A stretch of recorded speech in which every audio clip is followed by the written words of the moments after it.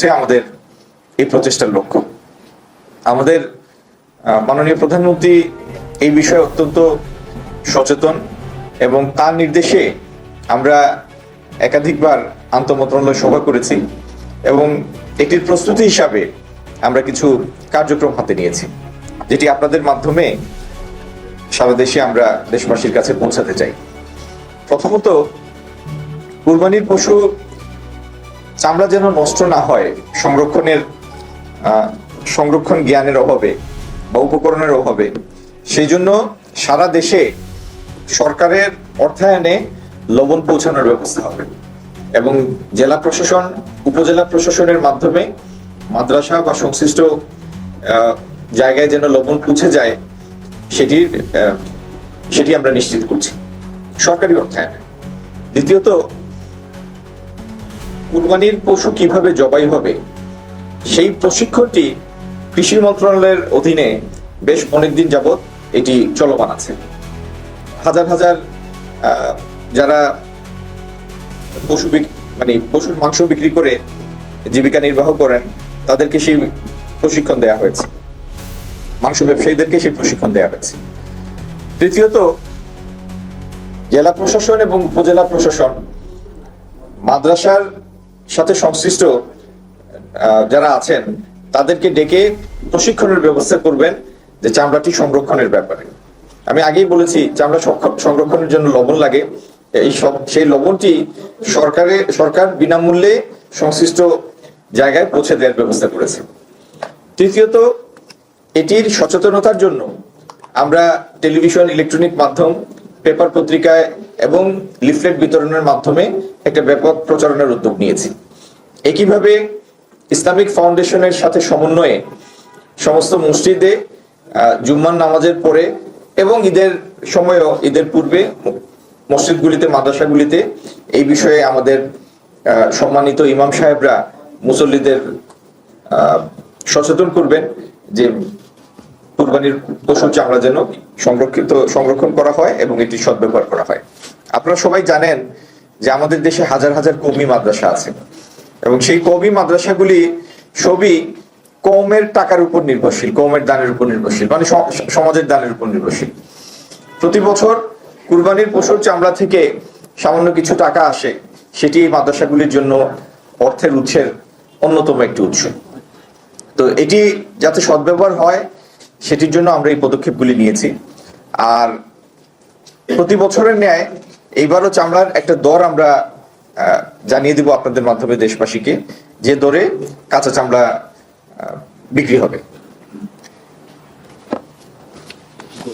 আরেকটি কথা বলা দরকার, এই কুরবানির চামড়া যাতে ঠিকমতো সংরক্ষিত হয়, লবণ মাখানো হয়, সেটির স্থানীয় প্রশাসন তো তদারকি করবেনই।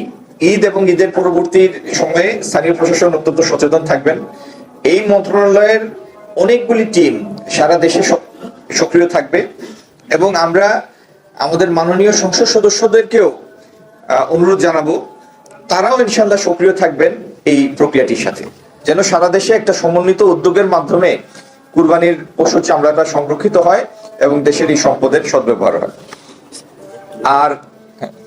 আর আমাদের এখানে কম বেশি প্রায় 1 কোটি পশু কুরবানি হয় কুরবানির ঈদের সময়। তো কুরবানির পরে এই চামড়া আমাদের স্থানীয় শিল্পে ব্যবহৃত হয়।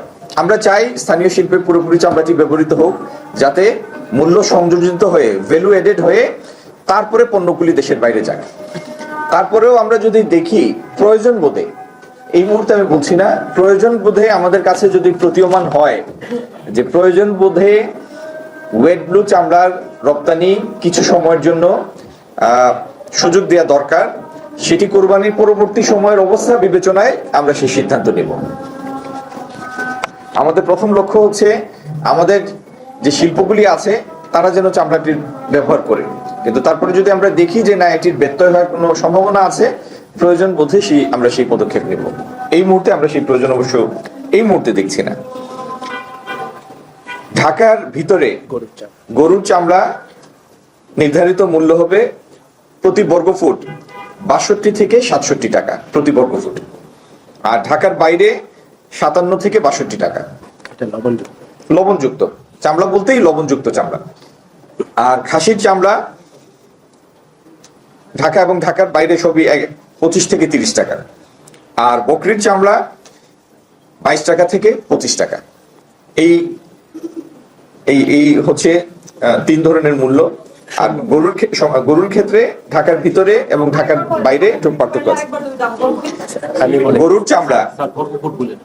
গরুর চামড়া ঢাকার ভিতরে প্রতি বর্গ ফুট 62 থেকে 67 টাকা, ঢাকার বাইরে প্রতি বর্গ ফুট 57 থেকে 62 টাকা। আর সারা দেশে, ঢাকার ভিতরে বাইরে আর কোনো ক্লাসিফিকেশন নাই, সারা দেশে খাসির চামড়া 25 থেকে 30 টাকা, বকরির চামড়া 22 থেকে 25 টাকা। আর আমার ডানে এবং সল্টেড, আমি যা বলেছি সেটি লবণযুক্ত চামড়া। আমার ডানে বামে কাঁচা চামড়ার ব্যবসায়ী, ট্যানারি মালিক এবং চামড়াজাত পণ্যের প্রক্রিয়াজাতকরণের সাথে সংযুক্ত যারা আছেন, সেই সমস্ত ব্যবসায়ী নেতৃবৃন্দ আমার ডানে বামে আছেন। তাদের সাথে আলাপ করে আমরা সিদ্ধান্তগুলি নিয়েছি এবং সবার সম্মিলিত প্রচেষ্টায় আগামী কুরবানির ঈদে আমরা ইনশাল্লাহ চামড়াগুলি সংরক্ষণ করব, যাতে পরবর্তী সময়ে এটির পরিপূর্ণ সদ্ব্যবহার হয়। আমি গণমাধ্যমের ভাইদের বিনীত অনুরোধ জানাবো, সচেতনতা সৃষ্টির জন্য আপনারা আপনাদের মাধ্যমগুলির সাহায্য নেবেন এবং আমাদের এই প্রচেষ্টায় আপনাদের অবদানটুকু রাখবেন। ধন্যবাদ সবাইকে। সরকারি খরচে যে লবণ দিবেন, সেখানে এই লবণ খাতে আপনি কত বাজেট এবং সাপ্লাই আমরা লবণ ইতিমধ্যে কিনেছি 17 কোটি 60 লাখ টাকা, না 17 কোটি 60 লাখ টাকা।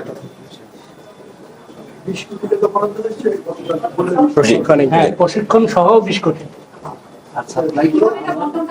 কোন সাপ্লাই? না, লবণ তো চলে যাবে সংশ্লিষ্ট জায়গায়, জেলা উপজেলা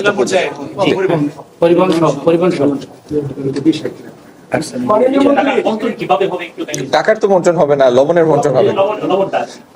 লবণ বিসিকের মাধ্যমে সংশ্লিষ্ট জেলা উপজেলায় পৌঁছে যাবে। ডিসি, জেলা প্রশাসক এবং উপজেলা প্রশাসকরা এটা বন্টন করবে। আপনি একটু যদি বলেন যে এবারে প্রথমবারের মতো ওয়েট প্রুফ চামড়া রপ্তানির ব্যাপারে একটা কথা হচ্ছে, আপনাদের চিন্তা ভাবনা কি? সিদ্ধান্ত কিন্তু হয় নাই না, এখানে আসলে সিদ্ধান্ত নেই ওয়েট চামড়ার রপ্তানির। তবে মন্ত্রী মহোদয় বলেছেন যদি চামড়ার দামটা সঠিক মতো না পায়, পরবর্তীতে এটা এক্সপোর্ট করা যায় কিনা সেটা বিবেচনা করবে আমাদের সাথে। এটা অবস্থা সাপেক্ষে প্রয়োজন বোধে আমরা সেরকম চিন্তা ভাবনা করবো। এই মুহূর্তে সেটা বিষয় না। দামটা নির্ধারণ হলো, খাসির চামড়া আমরা গতবারও দেখলাম যে হচ্ছে বিভিন্ন জায়গায় পড়ে রয়েছে, কাজেই লাগছে না, সেই বিষয়টা নিয়ে আসলে কোনো আলোচনা করেছেন? গতবার কি হয়েছে সেটার উত্তর তো দিতে পারবো না। আমরা চেষ্টা করছি এইবার, সেই জন্যই আমরা এই প্রক্রিয়াটার মধ্যে ব্যবসায়ী প্রতিনিধিবৃন্দ, আমাদের স্থানীয় সংসদ সদস্যবৃন্দ, মাননীয় সংসদ সদস্যবৃন্দ, স্থানীয় প্রশাসন, মাদ্রাসা, মসজিদ সবাইকে সম্মিলিত করে একটি উদ্যোগ নিয়েছি এবং আমার বিশ্বাস দেশব্যাপী এটার জন্য যে জনসচেতনতা সৃষ্টি হবে, এটির একটি সুফল আমরা আগামী দিন পাবো ইনশাআল্লাহ। আমরা পাচারের বিষয়ে কি কোনো রকমের কথা বলেছি? আমরা আইন শৃঙ্খলা রক্ষাকারী বাহিনী, সীমান্ত রক্ষী বাহিনী সবাইকে এই বিষয়ে অ্যালার্ট করেছি।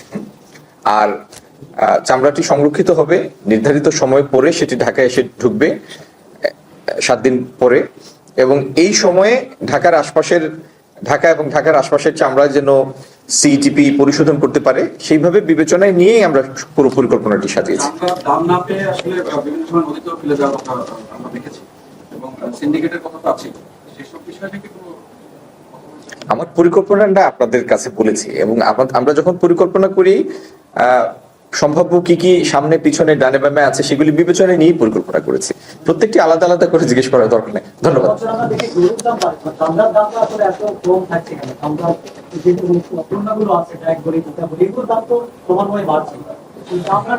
আচ্ছা, আমি বলি, আপনার প্রশ্নটি খুবই সঙ্গত একটা প্রশ্ন। যে কারো মনে প্রথমে এই প্রশ্নটাই আসবে যে চামড়ার দামটা বাড়ছে না কেন।